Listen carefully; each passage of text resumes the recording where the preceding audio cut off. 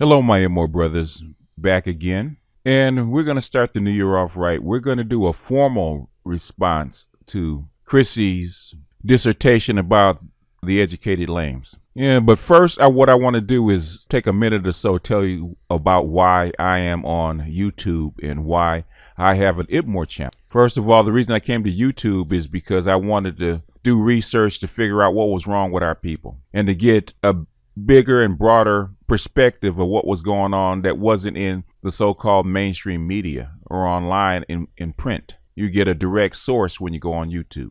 Now, why I started the IBMOR channel is because what I wanted to do was replicate what we have been doing, me and my group have been doing on the outside world as far as think tank work and producing real analysis that most paid think tanks do in the real world. It's something the CIA has even published about the amateur think tanks that are almost as good as the government think tanks. And for the last, I would say 13, 14 years, we've been pretty successful at not only initiating the narrative, but changing the narrative by basically spreading truthful memes as grounds for research for people and black people in particular. Now, I would have added this at the end, but I don't think people will make it to the end. So I did my little editor's note right at the beginning. Now, let me start out by saying I actually like Chrissy, and not in the way that most people say that I like Chrissy. No, Chrissy's too young for me. I don't like any woman under 40. She's too close to my children's age. But I like Chrissy because she's honest about what she thinks for the most part. And she reminds me of my daughter because she says a lot of stupid shit that my daughter says. Because a lot of the millennials are still in that I'm discovering myself phase. And when you're in that phase, you say a lot of stupid shit. And you do a lot of stupid shit. Because life hasn't taught you by trial and error the difference between wisdom and what passes for knowledge nowadays. Anyway, normally I would just give a lecture or a rant, but this time I'm going to give it a formal debate, as I would do most response videos. So you know what this is. We're getting ready to do this Black Gnostic style. So here we go. This is my response to Chrissy's black educated lames fail to assert themselves. Recently, I've gotten a little spike in my subscribers and my views because of my recent colorism videos. And black men really online anyway, they really hate this shit. Like they're making videos about me, and the men who don't make videos, they're in my comment section, going on and on about how black women don't want educated black men, and how they never have liked the lames, and dark-skinned women need to get over it, and blah blah blah. And how we all choose thugs over them, even though what they mean to say is the women that they want, the women that they're attracted to growing up, the women that they wanted to fuck usually don't want them growing up, which is usually, Lakeisha from the hood with a fat ass and some big titties. But since I, in a lot of ways, represent Lakeisha from the hood, and I've dated, a couple of street dudes and a few lames throughout my early to mid 20s, I'm going to be honest about this. I'm going to keep it 100. No, Lakeisha with the fat ass from the hood usually does not want an educated lame. She doesn't usually want Dexter, who is in trade school, because let's be real, there are not a lot of, potential doctors and lawyers coming from the hood and the inner cities where she's located. As much as y'all like to pretend on here that, us women from the inner city that you're attracted to are leaping over potential high earning professionals, in the hood, that's not really happening. That's not the case. They're not there. By and large, they're not there. So no, the potential blue collar brother that is there in the inner city does not get Lakeisha excited. Okay. Ray Ray and Pookie, who's on the block, or Abdullah Muhammad X, who, selling bean pies and incense on the corner, who is a rebellious Hotep dude. One or the other appeals to Lakeisha more than the educated lame. Why? Because the Ray Rays, the Pookies, the Abduls, in some form or fashion, they have asserted themselves and made themselves the image of the black alpha male, something that educated lames have failed to do. And if you want to go back in history, because I know you guys love to do this, which I hate. I hate to do this. I was born in '85. Okay, I don't have nothing to do with anything before that. You know what I mean? But we can bring up Black Wall Street in the early 1900s, and Marcus Garvey. We can bring up the 1960s, where segregation kind of forced the black man and the black family to be more unified and organized and disciplined and more community minded. Martin Luther King and Malcolm X. But after the civil rights movement, along came, the Black Power movement, where the Black Panthers kind of asserted themselves as the alpha male of the black community, the rebellious, fuck the system, fuck the white man. And they were the revolutionaries of the community, before we became more integrated into society. Then of course the war on drugs, and we had the blaxploitation era, where the rebellious pimp and the drug pusher was the alpha black male, right? Then of course hip hop was born thereafter, and that's when black rogue males really managed to take over the image of they were considered to be the black alpha male, right? They asserted themselves. They came out with hip hop. They came out with revolutionary rhymes and, fuck the police, and all that shit, and made black women really believe that a black revolution was going to happen. I personally wasn't one of these ones that believed that, but, they did establish themselves as being, the noticeable black strong male. That's what they appeared to be, right? The alpha male, black alpha male. They wanted change. They went against the oppressive white supremacist system and the white man. So of course black women found them to be appealing. They weren't assimilationists like the educated lame. They weren't trying to blend in with the oppressive white power structure.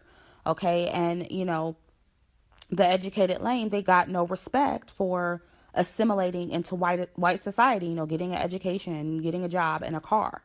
They got no respect for that. Now, as with most millennials and even most black people, they are very good at quoting history and very lousy at understanding it. All those movements that you named were never about building a separate black nation, at least not here on this shore. Even Garvey talked about Africa for the Africans. What they were actually trying to do and trying to build was a society that was actually going to get its fair share of the American pie, just like every other immigrant or every other people that actually come here and set up shop, even the Chinese and the Hispanics and what have you. They're not trying to build a separate society. They're trying to integrate their people fairly into the dominant white society or the dominant society of America. Rebels revolt. Rebels take up arms. The Haitians revolted and built a separate society.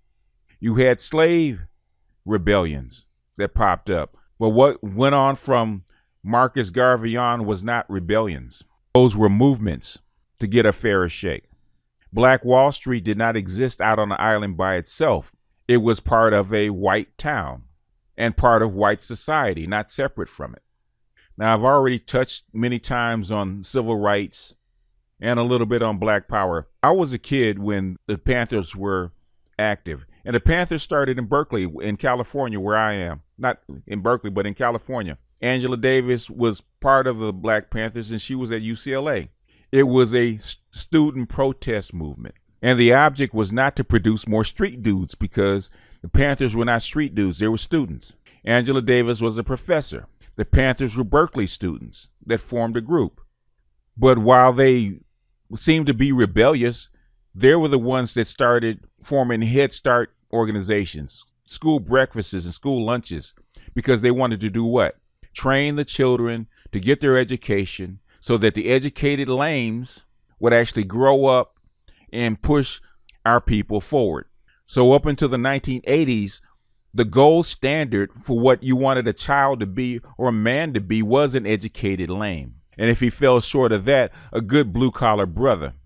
He was never supposed to be a street hustler, a pimp, or a drug dealer. The Panthers were not street dudes. And the way that the street dudes or the drug dealers actually came to fame and became the alpha males is not that hard to realize. Black women got swayed by the allure of fast money and the shiny things that were associated with it.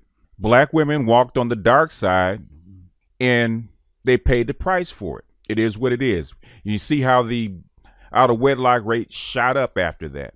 I can tell you how it played out because I was ground zero for that shit. Freeway Ricky Ross's house is like 2.5 miles from where I'm at. So I saw this shit from the ground up. And I can tell you, anybody at the time had no idea about what was coming because we didn't think women, black women especially, were that stupid. But we found out differently. Black women weren't the rock and the solid base of the black community that we thought they were. But that's a story for a different day. Continuing. Now these rogue males, don't get me wrong, they didn't get anywhere. They didn't make good on their promises. But what they were doing at the time, by asserting themselves and getting that promotion, is why they were more appealing, or why that type, was more appealing, or a man that appeared to be that type was more appealing to black women. They had the quote unquote swag, they had the charm, they had the appeal, to get black women, that educated lames did not have. And of course, black women at that time, we had mouths to feed, okay? Little black power babies needed to eat, right? And black men weren't getting any work like that, yet they were still making babies. So of course, black women, a lot of them joined the welfare roll, okay? Because let's face it, black men as a collective weren't offering, a better alternative. So of course they got welfare, they got WIC and whatever else. And whenever y'all bring that up, it's like, I'm confused as to what you expected black women to do at that time, and then you get mad because black women gave up on you and became quote unquote independent and kind of shifted their focus on the role of the woman with feminism and womanism. I'm just trying to put myself in that time as a black woman. And it's like, what did you expect them to do? Then, you felt like we betrayed you because, black women went on Oprah and complained about what they were going through, trying to take care of them damn babies by themselves, or with little help from the government. And, it's like, and black men helped create those kids, and it's like they were doing the same thing that black men do now online, voicing their frustrations with black women. But I'm really trying to figure out how you expected these women to respond to their situation. I'm not saying that was the smartest thing to do, to get on there and quote unquote throw your men under the bus. But how did you expect them to feel? And Black men weren't working like that during the 70s. Right after Nixon took us off the gold standard, right after the oil shock, right after the big corporations started sending your jobs overseas. What do we expect black women to do? It's simple. Say no. It's very simple. It's called birth control. It's very simple. Roe v. Wade, 1973. A woman carries a baby for 40 weeks. She makes a choice. Now, why she makes that choice? It's outside of the scope of this particular video. A whole host of documentaries that talk about it, going all the way back to the mid-60s. There's a hard way out, like my grandmother took when she was a sharecropper. And there's an easy way out by taking the government largesse. I'm not saying either one of them are wrong. But when you say, what did you expect white women to do? Black women to do the same thing white women did. They said no. They made a choice. And just like any other responsible adult, when you make a choice, you live with the consequences. Now, going on Oprah and complaining about your man when you know it's not his goddamn fault because you're right there with him. And even years later, when you have sons, you know what they go through and you know that it's not their goddamn fault. You make a choice, it doesn't go well, then you want to blame somebody. Can't blame yourself. Oh, poor me. I was between a rock and a hard place. What did black women do when their man was out of work and there was no welfare? Did those babies get born and babies get taken care of? Sure they did. There's an easy choice and there's a hard choice. You took the easy way out. It is what it is. Black women are still taking the easy way out. It is what it is. Now, one thing I can say, if you get pregnant the first time and have to go on welfare, It's easy to forgive that. Okay, you slipped up. It happens to everybody. You made a mistake. You can't slip up and make 5 mistakes in a row by 3 or 4 different guys. And let me tell you, back then, it wasn't only black men that used to talk about the women on welfare. Nobody went to a woman on welfare that had 2 or 3 different babies and collecting a check and say, woe is me. That's revisionist history. But in the 70s, it was just a small portion of women that were on it. And by the 80s, it exploded for a whole host of reasons. But continuing. Throughout all of that I mentioned, how were black women just supposed to know better and have all the answers? And see, when they talk about this kind of stuff, they don't want to put it in context because, they want to blame all of the community's problems on black women. They don't want to have to look at themselves as men. They don't want to do that. And hey, I'm the first one to say, yeah, in the last 20 years or so, after seeing all of these failed examples, yes, black women should know how to choose better. We've seen too many examples by now of, these rogue males never making good on their promises. They don't take care of their kids. Okay. I was born in 85. I grew up seeing that shit and I was like, hell no, this is not going to be my life. But if you're trying to reach all the way back in history, after slavery and whatnot, tell the whole story or be quiet. Black women just didn't betray black men. They weren't just mean, evil people. We behaved just like any other group of women would have behaved if they were in our situation. Okay. And is it the black woman's fault that, lames didn't promote themselves and make themselves the standard and demand their respect and pursue power, and become a force to be reckoned with? Is it our fault that they didn't make themselves stand out over the rogue males? Is it our fault that you didn't collectively become influential trendsetters like other groups of men? Now, Chrissy's a woman, and I don't understand women. Now, women should know, since you're a woman and you deal with a lot of women because they're your friends, you know that you can only believe half of what a woman says. And when a woman says something, she's always going to make the case to where she's not at fault. And I can tell you by coming of age when all this bullshit went down that, yes, the women did know. How do I know that they did? It's because I dated them. I talked to them. I met their mother. A lot of the women that did this crap did have fathers.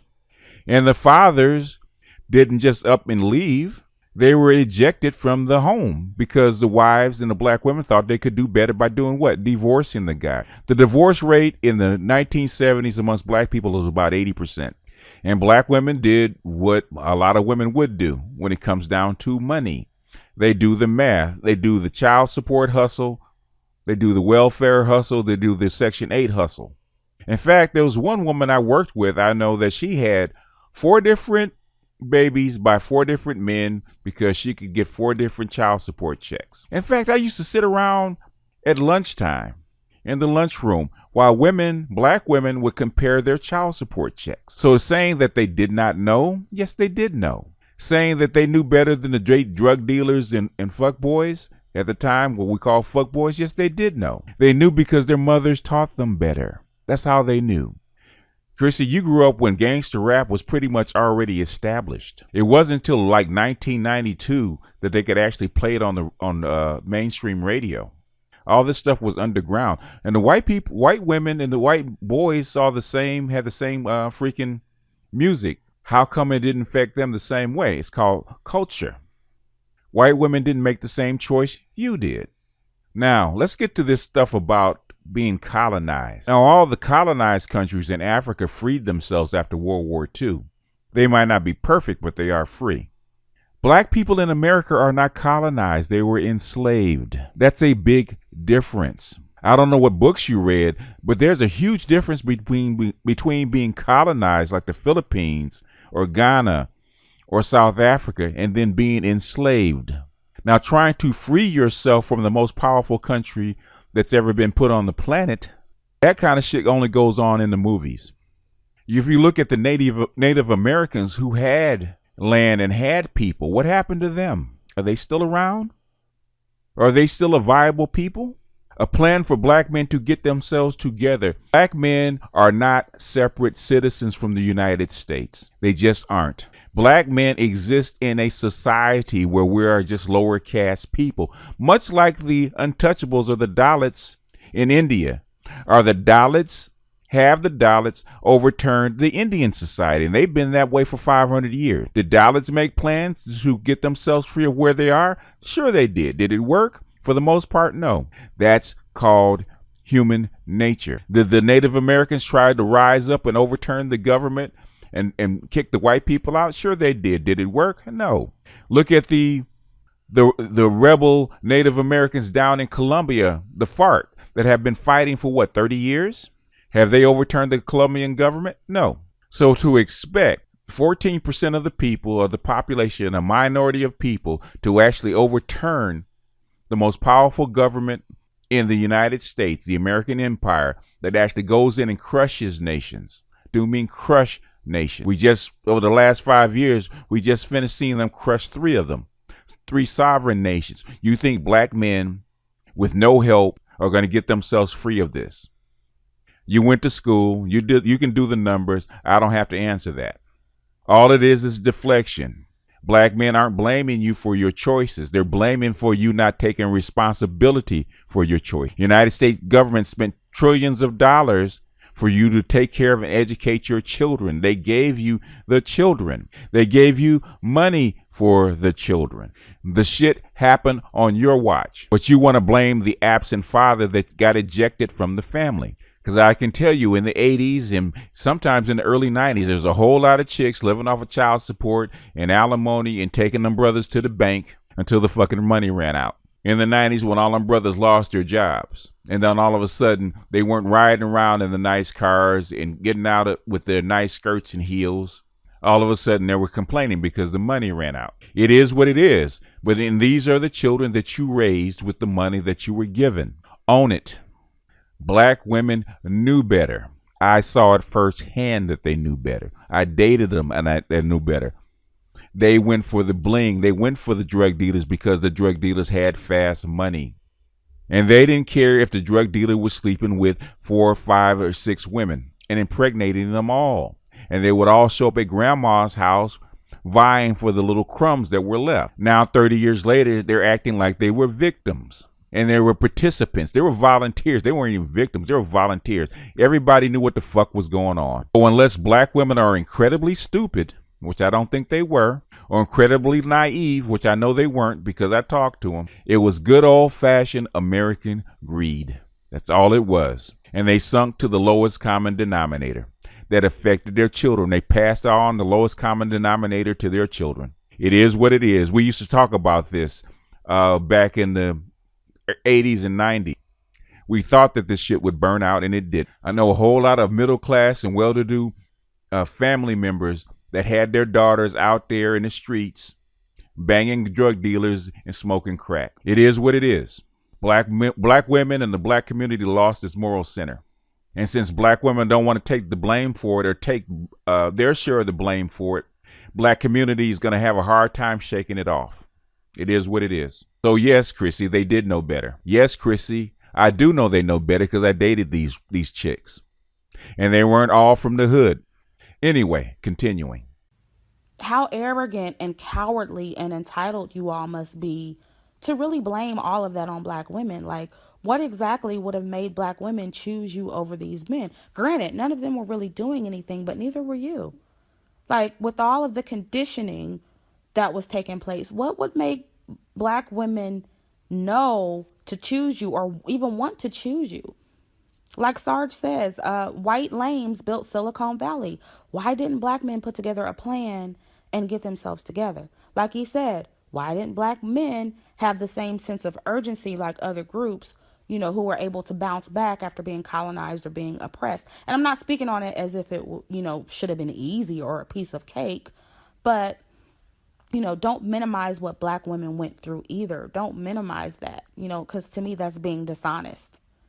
And before you say, oh, it's all the black woman's fault because, you raised these men and these boys, black women joined the feminist movement and ruined everything. No, you should have known better.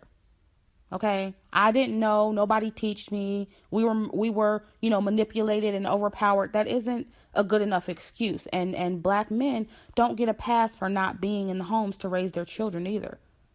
So since black women have to know everything and not be affected by white supremacy, or the conditioning, I don't know. We were manipulated and overpowered. Nobody taught me.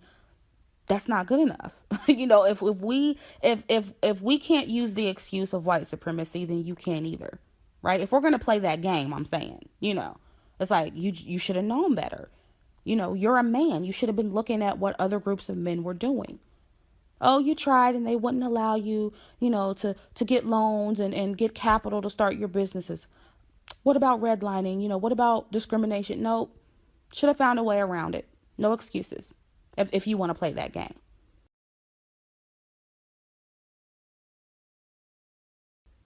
And they love to say, oh, black men worked hard for their promotion, so, dark women should do the same. We don't owe you shit. We don't owe you any promotion, as if they have solely been responsible for their own promotion as black men. You guys really need to cut it out.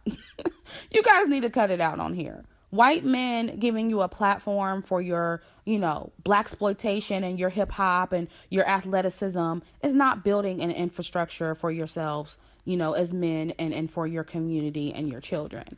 In what ways are you actually responsible and in control of your promotion? In what ways?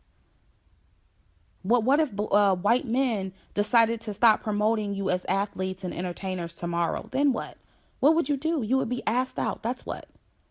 Because based on your history, you most likely wouldn't have built any platforms, or you wouldn't build any platforms for yourself if they were to cut you off. And of course, I'm not talking about all black men. I know some of you guys are building.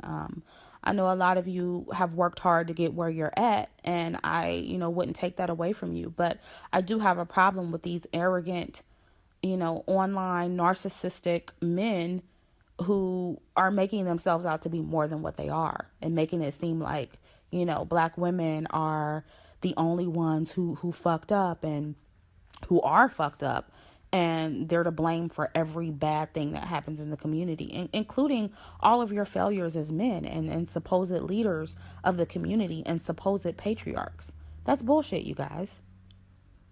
Like, you're making videos saying that black men ain't got to do shit, and the black race is done, and black men don't owe black women anything. But at the same time, you want pleasant, cooperative women who follow your lead. Where are you leading us to?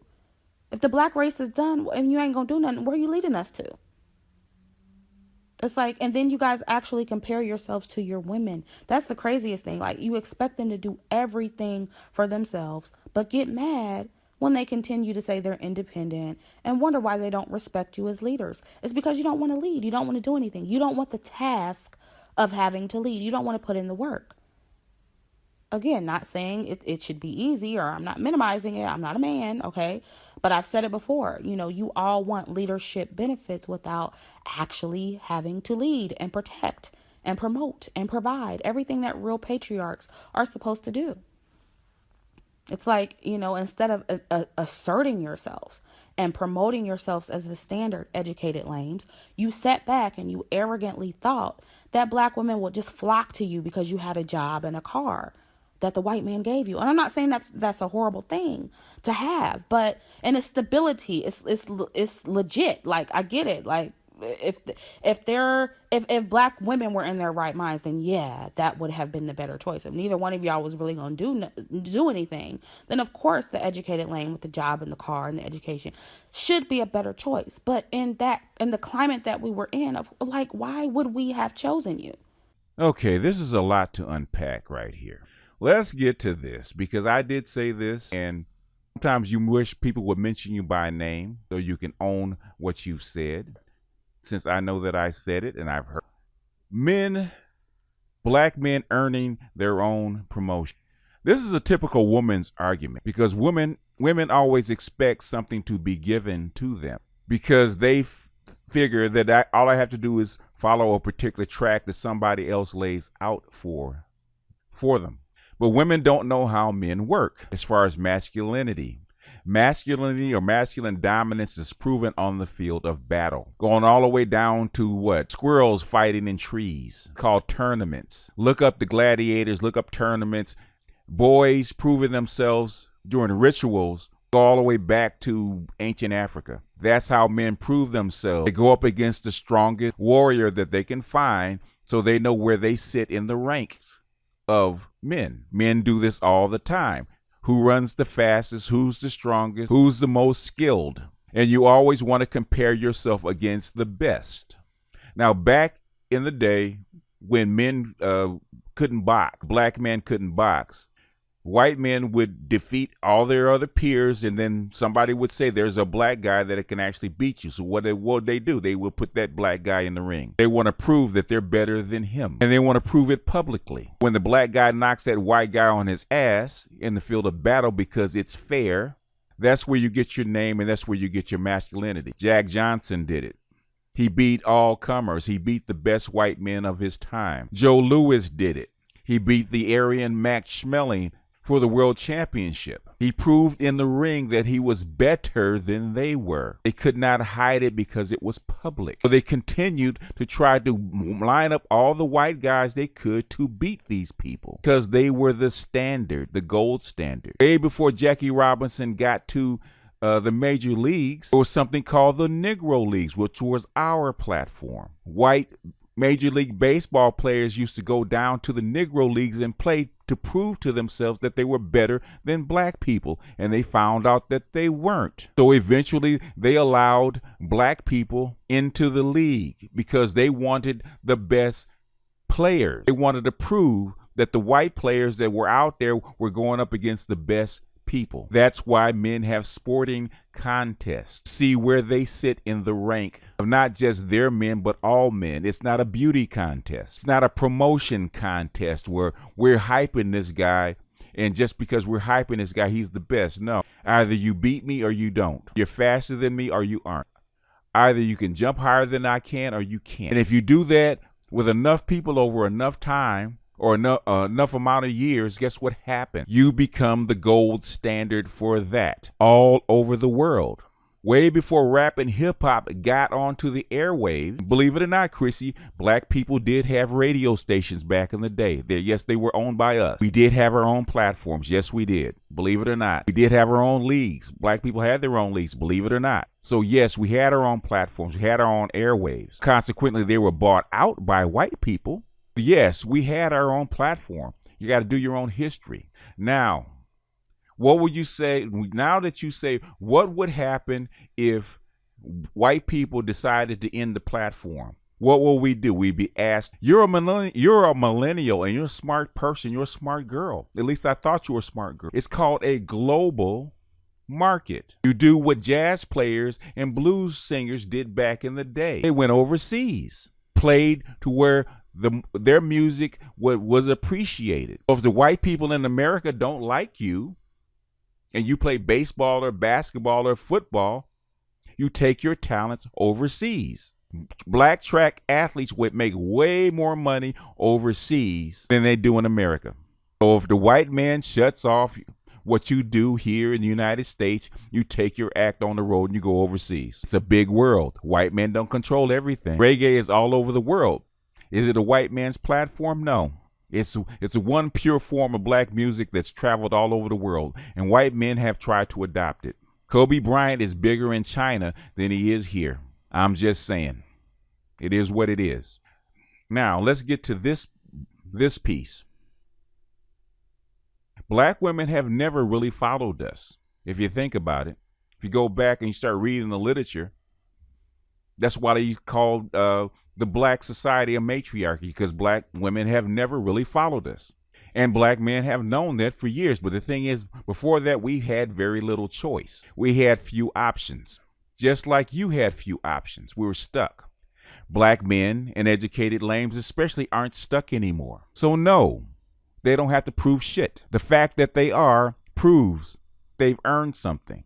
Takes a hell of a lot of time and a hell of a lot of effort to get where you are if you're an educated lame. Anybody that's got a degree in anything, no matter what it is, knows how much effort you have to put into it. It's not just given to you. So proving yourself, just the mere fact that you have a degree, proves something. The mere fact that you have a corporate job proves something. If you have a house and you have a car, it proves something. Now, you want us to set up a platform for you to best dive into. No, society set up platforms together. The white woman and the white man don't work separately. They work together to set up a platform. Silicon Valley, Bill Gates, and the engineers didn't come out of nowhere. If you look back and you look at their parents, then you know where they came from. They just weren't wild talents. We used to know that. Back in the day when it was the black community and small black towns, you get a W.E. Du Bois, right? You get a smart kid. You're talented and 10th. The whole community, not just his parents, the whole community would invest in that child, would make sure that child is educated. They would send him to Fisk. They would send him to Harvard. They would send him overseas so he could return with the benefit of his knowledge back to his community. But if you have nothing to do with producing these children and producing these men who happen to excel, then no, they don't owe you shit. You didn't put anything in. If you talked about them, didn't take care of them, didn't help them, no, they don't owe you shit. They don't have to come back and build a platform for you. You didn't do anything for them. But continuing. Just think about it. You know, it's very little that makes you different from Pookie and Ray Ray. And, you know, I don't want to hear about white supremacy because, again, if black women don't get that excuse, then neither do you. Okay, now for those of us who can have an honest conversation about, you know, how racism, white supremacy affects both genders and how, you know, it affected us through history, we can talk about it. But for those of you who want to solely blame black women for the fall of the black race and, you know, basically say that black men were these poor, little, innocent, helpless victims that just didn't know any better and were manipulated, please. If black women were supposed to know it all and be perfect, then why should I give black men a pass, you know, for allowing himself to be conquered and manipulated, you know, by white men and black women and for failing to make himself the standard? Like, why should I give you a pass? It's like you blame us for black men stupidly believing as men that black women were strong and independent, you know, and didn't need a man and didn't need any help leading the community. And we manipulated you to believe that. Meanwhile, right in front of your eyes, the community is going down in flames. Like, black men are being targeted and killed, you know, by white law enforcement. Black women and girls getting beat up by white law enforcement. Gentrification, discrimination in the workplace, so many other things, you know. But you just thought that we had it like that. You know, it's like, I mean, if this is how these arguments are going to go, I can be that girl. We can play that game. You know, don't expect me to call out black female fuckery on your behalf as men when you don't even have any empathy or compassion for black women. You damn sure don't care about colorism. You know, you're trying to dox me on these videos and fake expose me, trying to find my personal information so you can release it to your audience. Really? All because I call out colorist black men.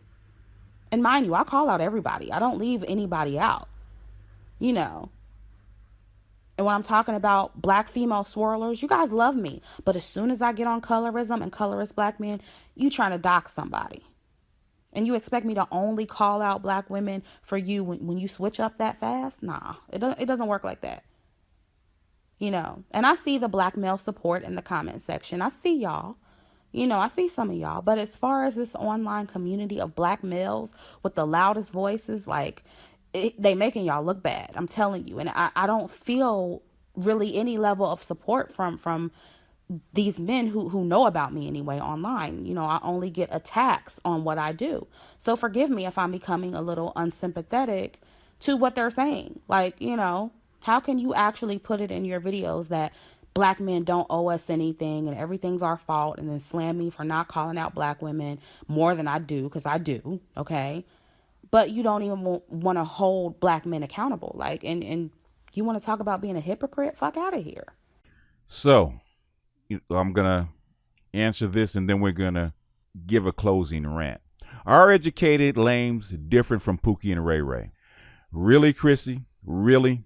If you look at the black IQ curve, which is the only data that we actually have, IQ is a nebulous and inaccurate measurement, but suffices to say that it is the best that we have. Now, whether it is genetic or whether it is learned, I think it's probably both. But if you look at the educated lames and you look at the black IQ curve, now for white lames or white educated males, normally that starts at right at 115, which is one standard deviation away from the normal. So that means that the top 15% of all white males have an IQ of 115 and over. Those are your college-educated white males. But if you look at the black IQ curve, I'm not going to put it up here. You can go look it up. But if you look at the black IQ curve, that starts at 85 instead of 100. That means it's one standard deviation lower than the white IQ curve. That means that your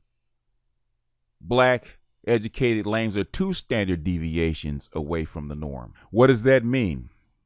That means that your educated lames or your potential educated lames are less than 5% of all your black males. That's 1 in 20. And most of those aren't properly educated or properly promoted or properly taken care of. So it takes 95% of the black population to produce the 5 or 10% that it needs to push it forward. I don't have to tell you how insane and stupid it is to push these men out of your community. Do they deserve the best of that you have to offer? Of course they do. Do they deserve to be promoted and pushed forward and encouraged? Of course they do. The black community is the only community, the black American community is the only community that actually pushes these particular men to the side, calls them lame, calls them goofy, calls them corny. The best people, the best men that the African American community can produce are actually put to the side and discarded, pushed into another community so somebody else can take advantage of that 5% that you don't have. So if you're doing that and you're discouraging these kids, discouraging these boys, you're not protecting them. You're allowing them to get beat up and bullied. You're allowing them to be miseducated. You're picking the cute boys or the curly-haired boys or the boys that can dance over these particular guys, these particular kids, and you're not developing them to their greatest capacity. Is it no wonder that the black community is in the state that it's in? It would be like taking all the very, very pretty girls and throwing acid in their faces. And then they say all black girls are ugly. You scarred up the ones that actually look like something. So you get on the line and said, okay, because you haven't proven anything, you haven't built anything, then you're not shit and you're not worthy of our respect. What do you think they're going to do? They're going to go to a community that does respect them. They're going to go to women that do respect them, that do help them, which is the conversation that is going on now. College professors, because they want to protect their job, they will not say it. They won't say it out loud. But when I talk to them, and after they ask me where my degree is, and I say I don't have one, they will tell me is that 9 out of 10 of these educated lames go someplace else. They don't like being called corny. They don't like being called lame. They don't like being called goofy. They don't like being called white or coons. They go to another community where they're appreciated. I put up a video. I know a lot of people looked at it. A lot of men did. It was called, Should the Educated Lames Leave the Black Community? And I can tell you about 80% of them said yes. Now, since I've been in the conscious community for about 30 years, I can tell you they're having a hell of a time convincing these educated, upperly mobile guys to actually stay and help the community. So no, the pro-blacks don't have anybody to work with. They get them a little Latina, maybe a white girl, maybe an African, maybe somebody from the Caribbean, and they hook up with it and they say, I'm good. Why don't you go down and help tutor our children? They say, I'm good. Back in the day, back when I was coming up in the 60s, if you had a doctorate or you were a doctor or you had a bachelor's degree, you were looked up to in the community. That meant something. You went to school, you got a degree. Even if you had 2 years in college, that meant something. The whole community looked up to you. If you spoke with proper English, the whole community looked up to you. You stayed there and you helped and you taught other children and you taught other people and pulled them up. That's what knowledge is for. Not just to build, is also to teach other people how to build. That's why you send them off to school in the first place. Not just to build, but to come back and teach. Open the door of knowledge so you can pull other people through. But now it's descended to the point where you don't respect these people that you need. Now, look at the black community. It's so dumbed down and so disruptive that you can't even recognize it anymore, because guess what? You've drained all the people all the vital blood out of the community, out of the lifeblood, out of the community. The people that could do are gone. I talk to people of other races all the time, and they can't believe that you would actually kick your best and your brightest to the freaking curb and pick the Pookie and Ray Ray, the lowest common denominator, over your best and your brightest. That is a recipe for disaster. So yes, black women are getting the men that they deserve. Black women are getting the community that they deserve. The athletes and the stars used to come down to the community all the time, just like Muhammad Ali, and play with the kids and do things for the kids and be amongst the community. They don't do that anymore. Your doctors, your lawyers used to live right next door to you. They don't do that anymore because you don't respect them anymore. That's why Sergeant Willie P's parents moved out of Philly, out of the hood. Not because they wanted to, because you didn't respect their house. You didn't respect their accomplishments. So guess what? They went somewhere else and gave their accomplishments and their money and their time to another community. I hear it in Sergeant Willie P's voice. He's tired. So when you ask, where are you leading black women? Where are you leading? Do we have to prove where we're going to lead you? If that is yes, we haven't done it, well, then you're going to have to find your own way. Because the educated lambs are saying you don't have to follow them a goddamn place. You don't have to follow them at all. Because eventually that black programming is going to wear off. Got a lot of people in their ear, pro-blacks, women, and others, saying that you need to stay in the community because we need you. And then they're mistreated. That programming is going to wear off.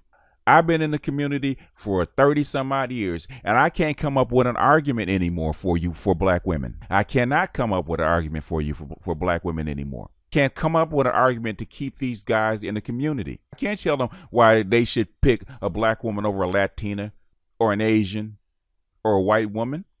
I can't tell them that anymore. Because every time I say something like that, I uplift them and try to get them to stay in the community. Guess what? One of you chicks come on and start talking shit and you ruin the whole thing. That's the conversation going on in the background. It's not even online anymore. It's going on in the background. Pretty soon, calling them coons and sellouts not going to work anymore. Saying that you're going to get a white man and go to another race is not going to work anymore. And I'm going to end this by saying this, especially to Chrissy and women like her. You say you don't want to follow because you don't want to get lost. You don't want to get driven into a ditch. Fair enough. Say you don't want to follow because we don't have a clear idea where we're going. Fair enough. But the thing is, if the top 5% or top 10%, what you call the educated lames, leave the community, you've basically given up the best shot that you have. It's called gambling. You take a risk. You take a risk on the guy that he's actually going to lead you in the right place. It's not one of those things, build it and they will come. It doesn't work that way in a society or a civilization. An immigrant man and an immigrant woman coming over here don't have squat. Does she tell him, I'm not going to marry you or be with you or follow you until you get something built? No. They do it one brick at a time, and they never know if it's going to get built. They hope. So if you've given up faith and hope on the educated lames, it's not going to be too long before the educated lames have given up on you. With that, I'm going to close this out. I know it's gotten kind of long. This is BGS out.